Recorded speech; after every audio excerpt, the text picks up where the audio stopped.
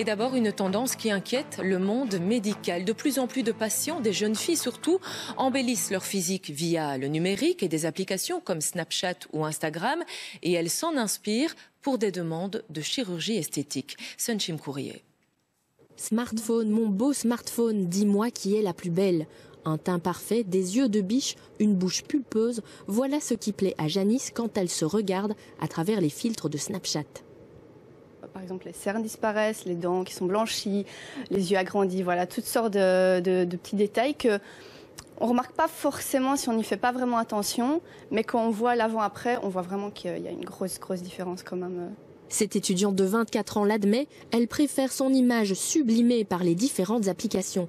Mais elle n'est pas dupe, elle considère ses portraits comme un jeu et pas comme un but à atteindre. Pour ces filtres-là spécifiquement, je pense que vraiment ça enlève les défauts et que du coup ça nous renvoie une image peut-être comme on voudrait être de nous, quoi. Ici, contrairement à Janice, de nombreuses jeunes filles viennent dans cette clinique à Overijse à la recherche de la perfection. Elles sont jeunes, parfois 15 ans à peine, et aujourd'hui ce qu'elles veulent, c'est ressembler à leur selfie en version améliorée.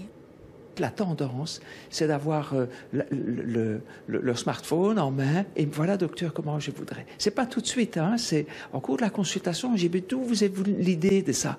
Ah ben justement, docteur, j'osais pas, mais voilà. Elles vont dans leur sac, elles sortent et ça y est, c'est parti, quoi.